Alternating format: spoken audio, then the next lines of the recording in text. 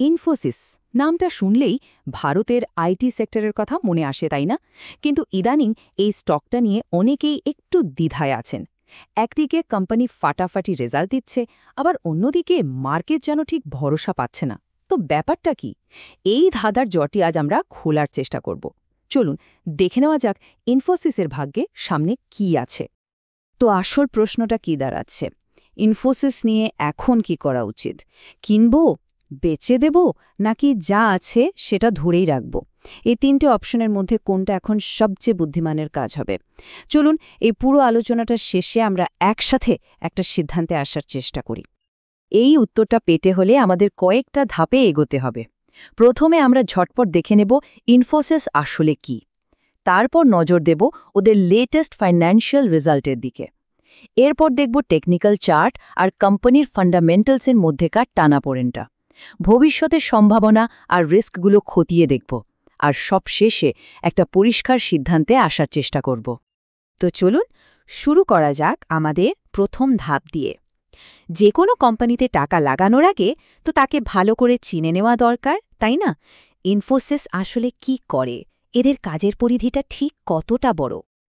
দেখুন, ইনফোসিসকে শুধু একটা ভারতীয় কোম্পানি ভাবলে কিন্তু মস্ত বড় ভুল হবে। এটা একটা গ্লোবাল আইটি জায়েন্ট। ভাবা যায়, বেঙ্গালুরুতে হেডকোয়ার্টার, অথচ সারা দুনিয়ায় 3,23,000-এরও বেশি লোক কাজ করে। আর এদের কাজ শুধু মামুলি আইটি সার্ভিস দেয়া নয়, একদম লেটেস্ট সব টেকনোলজি, যেমন ধরুন এআই, ক্লাউড, সাইবার সিকিউরিটি, সব কিছুতেই এরা আছে।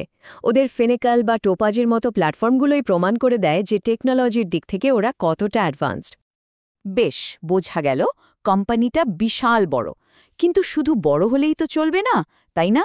পারফরম্যান্স কেমন করছে, লাভ হচ্ছে কি, এই সব প্রশ্নের উত্তর পাব ওদের লেটেস্ট ফাইন্যান্সিয়াল রিপোর্ট কার্ডে। চলুন এক ঝলকে দেখে নিই অর্থবর্ষ ২৬-এর প্রথম কোয়ার্টারের রেজাল্ট। প্রথমে একবার রেভিনিউ বা রাজস্বের অঙ্কটা দেখুন। এক কোয়ার্টারে ৪২,০০০ কোটি টাকারও বেশি, ভাবা যায়? কিন্তু আসল কথাটা শুধু এই বড় সংখ্যাটা নয়, আসল কথা হলো গ্রোথ। গত বছরের এই সময়ের তুলনায় ৭.৫% বেশি। আজকের এই কঠিন মার্কেটে এই রকম গ্রোথ কিন্তু সত্যি একটা দারুণ ব্যাপার। আচ্ছা, ব্যবসা তো বাড়ল, কিন্তু আসল লাভ আসছে তো? হ্যাঁ, একদম। নেট প্রফিট বেড়েছে প্রায় ৯.৫%। এর মানেটা খুব পরিষ্কার। ইনফোসিস শুধু সাইজে বড় হচ্ছে না, কোম্পানিটা আরও বেশি লাভজনক হচ্ছে। আর এটা ইনভেস্টরদের জন্য সবসময়ই একটা দারুণ খবর। আর ভবিষ্যতের কি খবর, তার একটা আভাস কিন্তু এই সংখ্যাটা থেকেই পাওয়া যাচ্ছে। মাত্র ৩ মাসে, মানে এক কোয়ার্টারে, $৩.৮ বিলিয়ন নতুন ডিল। এর মানে কি? এর মানে হলো আগামী দিনেও কোম্পানির কাজের ফ্লো একদম ঠিকঠাক থাকবে। হাতে প্রচুর কাজ, এটাই তো তার সবচেয়ে বড় প্রমাণ। আর এই যে এত ভালো পারফরম্যান্স, সেটার জন্যই ইনফোসিস পুরো বছরের জন্য তাদের রেভিনিউ গ্রোথের গাইডেন্স বা পূর্বাভাসটা একটু বাড়িয়েছে। এখন ১ থেকে ৩% গ্রোথ শুনতে হয়তো খুব একটা আহামরি লাগছে না, কিন্তু সত্যি বলতে আজকের এই আনসার্টেন মার্কেটে এইটুকু বলতে পারাও কিন্তু ম্যানেজমেন্টের কনফিডেন্সটাই দেখায়। তো এতক্ষণ তো সব ভালো ভালো কথাই শুনলাম, তাই না? কিন্তু এখানেই গল্পে একটা টুইস্ট আছে। একদিকে কোম্পানির ফান্ডামেন্টালস দারুণ শক্তিশালী, কিন্তু অন্যদিকে স্টক মার্কেটের টেকনিক্যাল চার্টগুলোও কিন্তু একেবারে অন্য গল্প বলছে। চলুন এই কন্ট্রাস্টে একটু বোঝার চেষ্টা করা যাক। এই ব্যাপারটা বোঝার জন্য একটা খুব সহজ উদাহরণ দিই। ধরুন, টেকনিক্যাল চার্ট হলো আজকের ওয়েদার বা আবহাওয়া, মানে আজ রোদ, কাল ঝড়।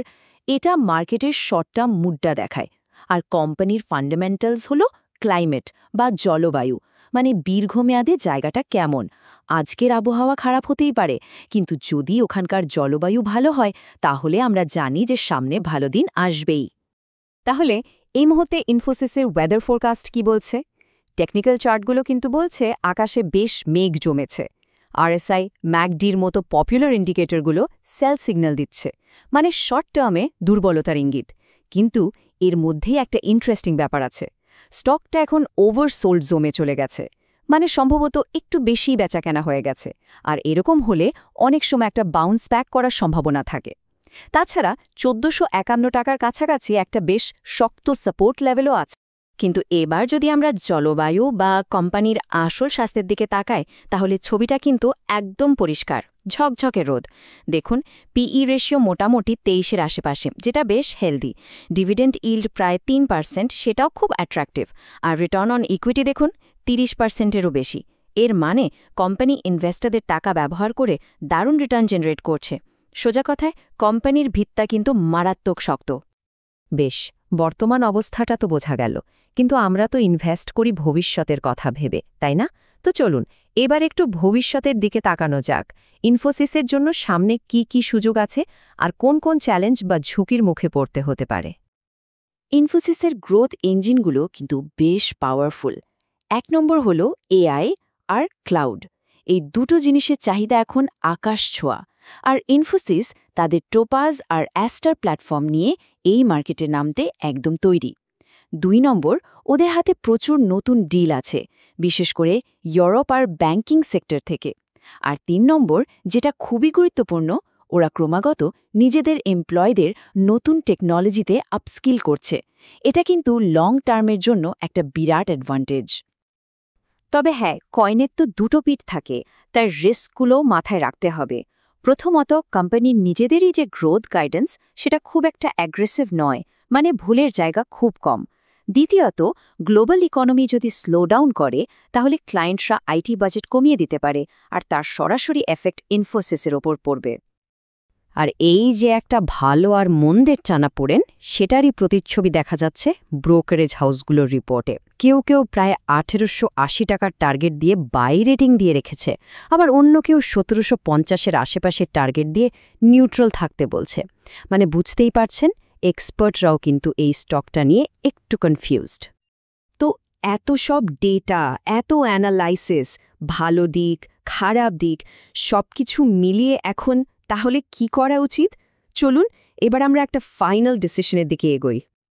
দেখুন, পুরো আলোচনাটাকে যদি আমরা এক জায়গায় আনি তাহলে ছবিটা এরকম দাঁড়ায়।